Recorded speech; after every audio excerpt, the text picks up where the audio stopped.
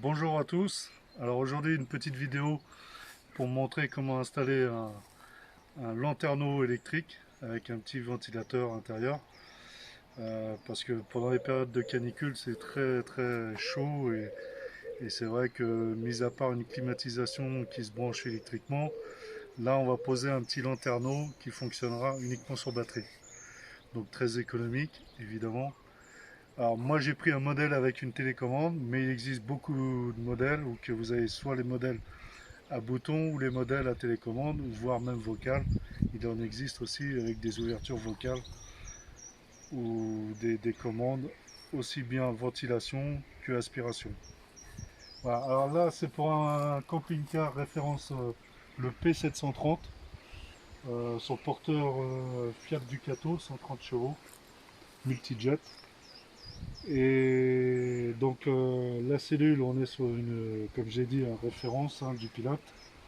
Mais après, que ce soit quelle que soit la marque de la cellule, vous pouvez aussi bien installer le lanterneau à partir du moment qu'il fait les bonnes dimensions en soi. Donc en général, les dimensions pour un lanterneau, c'est standard. On est sur du 40-40, même si à l'intérieur on est sur du 36, entre 36 et 40. Bien souvent, les fournisseurs qui vous vendent les lanterneaux sont basés sur du 40-40. Donc, mis à part le grand lanterneau du salon, qui lui doit être beaucoup plus grand, j'ai pas mesuré, mais on le montrera sur la vidéo. Mais vous avez d'autres modèles, donc les modèles standards, bien souvent c'est 40-40, voire après du 25-25, mais c'est vraiment pour des petites ventilations, on va dire. Voilà. Donc là, on va passer à l'intérieur. Je vais vous montrer un peu le matériel qu'il faut.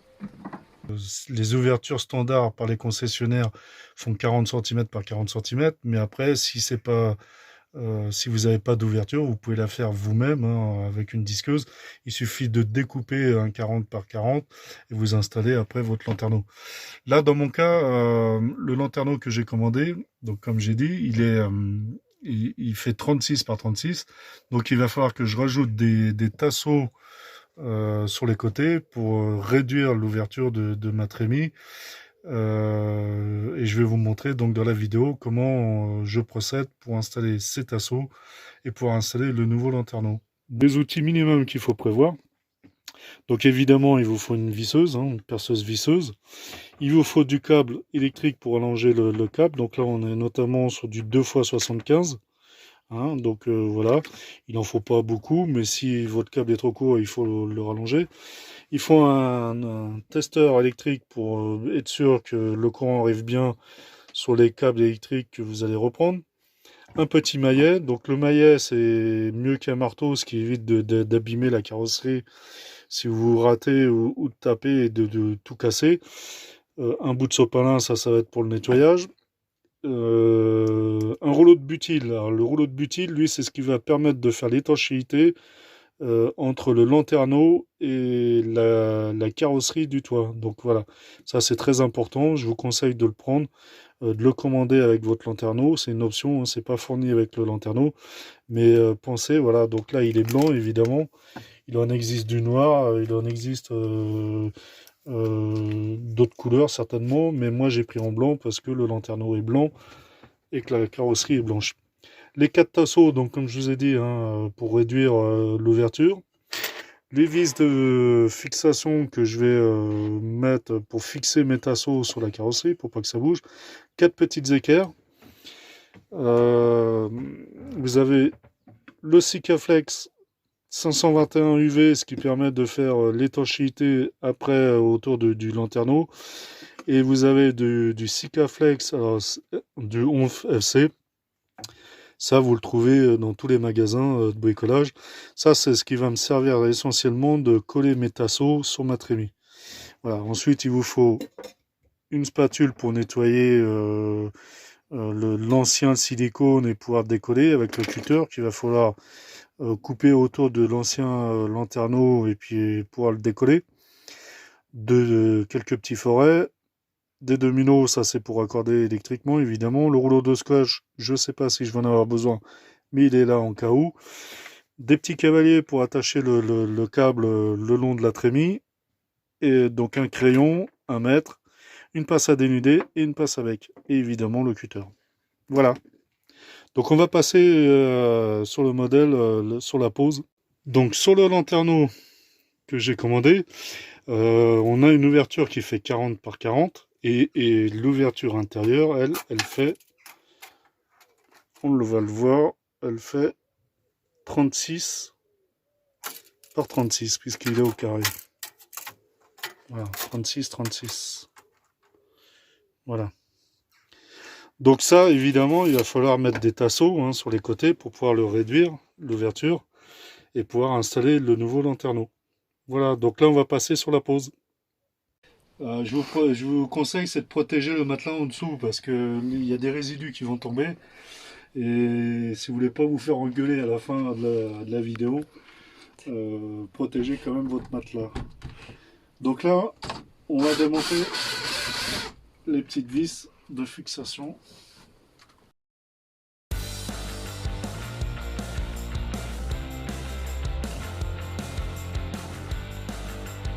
Voilà.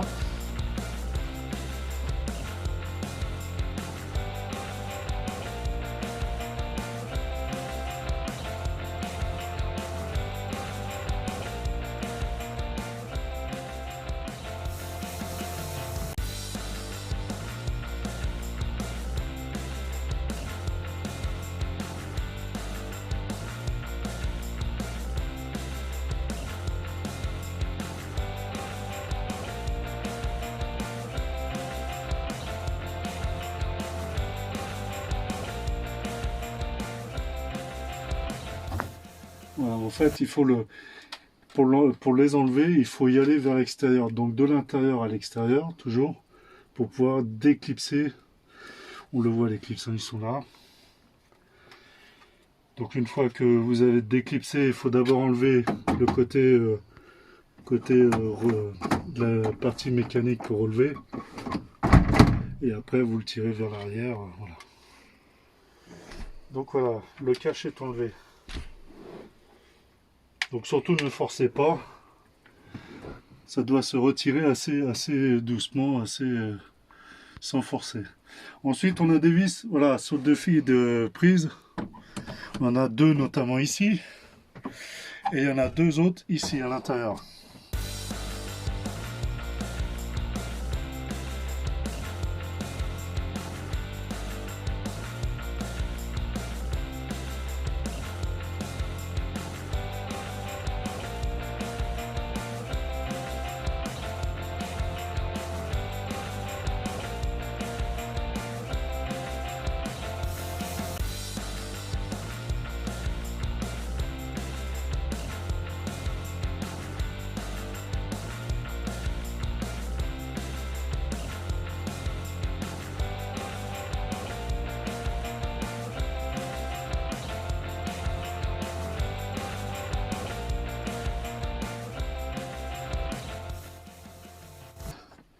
Donc en fait, voilà, non, il n'y a même pas besoin d'enlever le cache.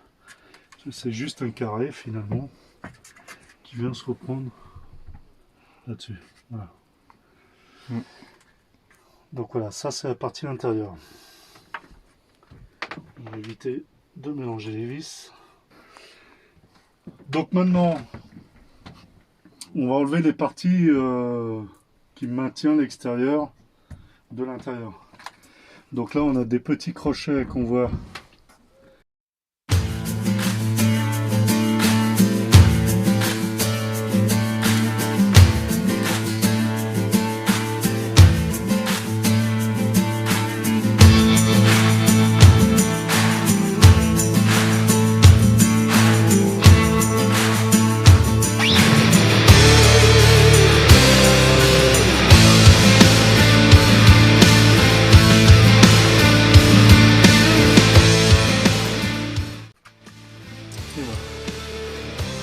Donc là, logiquement, on n'a plus rien qui le maintient, sauf le silicone qui l'a collé.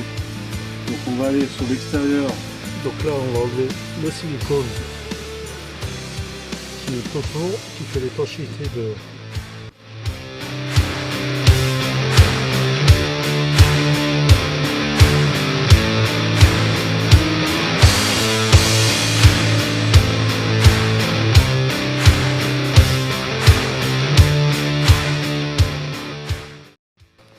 Alors là on a enlevé le silicone qui avait tout autour, qui faisait étanchéité. Donc pour l'enlever, on passe le cutter bien à plat. On essaye de... Alors, il faut le faire en plusieurs passes parce que si vous le faites même sur le toit, vous allez casser votre lame et vous risquez de vous blesser, de vous couper fortement. Donc on y va plusieurs fois. On fait petit morceau par morceau, petit à petit. Donc on fait une face, après on fait un autre côté. Voilà, et ainsi de suite. Voilà, donc les 4 côtés. Bon là j'ai anticipé, on l'a fait, hein. On vient de le finir. Et après avec une spatule, vous allez en dessous et vous l'écartez pour l'enlever. Donc voilà, là c'est déjà enlevé. Mais on a passé au moins 10 minutes avec mon fils à l'enlever. Le lanterneau est enlevé. Donc là l'ouverture elle fait 40 cm par 40 cm. Et comme mon nouveau lanterneau lui fait 36 par 36, il va falloir donc poser des tasseaux. Pour cela, vous devez siliconer sur les champs de chaque côté de la trémie. Et vous venez coller vos tasseaux en appuyant fortement sur les tasseaux pour les coller sur la trémie. Prenez vos tasseaux et percez 2 trous. Ensuite installez-les et vissez-les à fond sur l'isolation, pour bien prendre soin de bien les coller. Remettez du silicone tout autour des tasseaux, entre le tasseau et la tôle, bien évidemment. Ensuite, posez la bande butyle en prenant soin de bien de la mettre à ras de la trémie. Venez faire un trou au milieu pour passer votre câble, le 2x75, pour reprendre sur le point lumineux le plus proche. Attention de bien couper le courant. Sur votre bande butyle, quand vous l'installez, il faut venir chevaucher l'autre qui est perpendiculaire. Donc venez déborder comme sur la flèche il est indiqué, en prenant soin de bien déborder l'une sur l'autre. Alors surtout à ne pas oublier, c'est que votre lanterneau doit être positionné dans le sens de l'ouverture, toujours vers l'arrière. C'est-à-dire si on regarde toutes les autres ouvertures, ils sont tous vers l'arrière. Jamais, n'inversez jamais le lanterneau de l'autre côté. Déjà ce sera non conforme et vous risquez de, si un jour vous voulez normalement et qu'il soit légèrement ouvert, il risque de s'arracher avec le vent. Parce que si l'ouverture se fait donc vers l'arrière, vous ne serez jamais embêté de soufflerie, d'aspiration qui risque de vous arracher votre lanterneau. Ensuite, vous posez votre lanterneau, le nouveau lanterneau dessus, en appuyant sur les côtés à la main, en faisant pression pour que la bande butyle vienne bien coller et le lanterneau et la toiture de la cellule.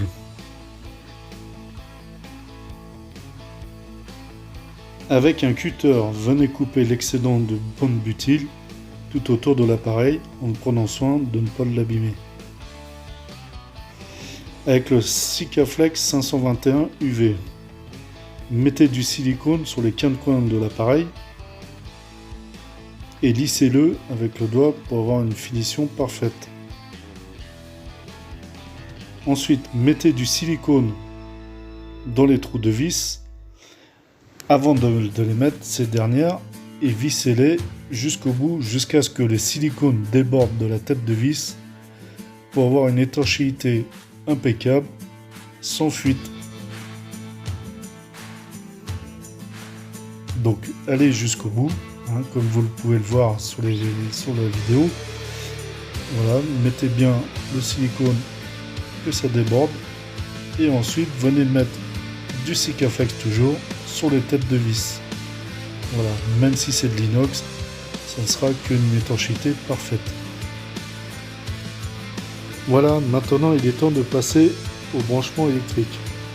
Avant toute chose, pour une question de sécurité, assurez-vous que le courant est bien coupé au tableau, hein, pour ne pas prendre le risque d'électrocution ou de faire sauter les plombs, foutre le feu dans le camping-car. Ensuite, faites les branchements électriques. Alors, branchez le fil rouge avec le fil marron et le fil noir avec le fil bleu.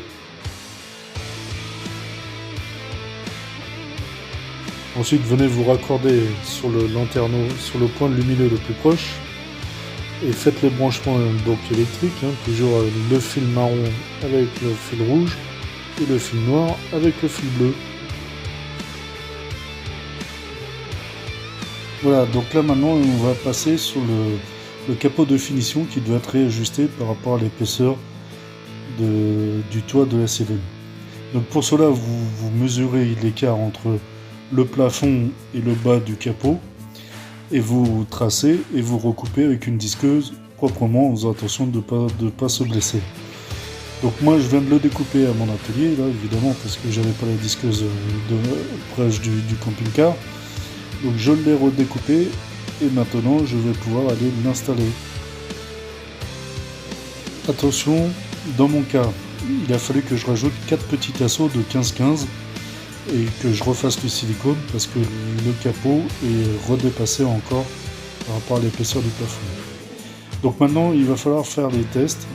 Donc on fait l'ouverture automatique via la télécommande. On met la ventilation, donc première vitesse. Ensuite, on va passer à la deuxième vitesse,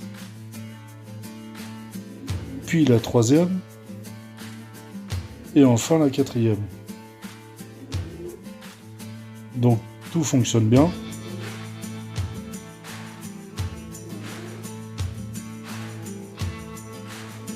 On va essayer le test du capteur de pluie avec une goutte d'eau. Donc, je prends une goutte que je mets sur mon doigt et que je vais verser sur le capteur. Et je m'aperçois que tout fonctionne bien. Donc ça, c'est super, c'est une bonne nouvelle.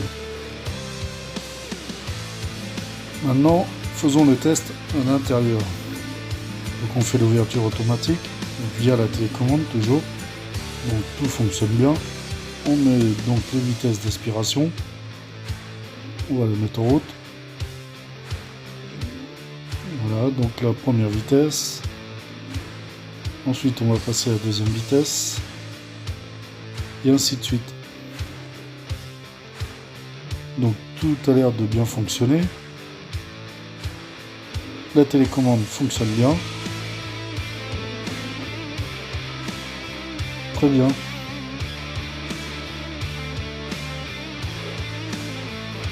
Sur le lanterneau que j'ai commandé sur Amazon. Je ne savais pas, mais il y a l'option vocale pour les ouvertures et la fermeture automatique. Alors vous pouvez aussi bien l'ouvrir et fermer et faire la ventilation ou l'aspiration via le micro. Mais dans mon cas, je ne l'utiliserai pas puisque aucune utilité pour moi.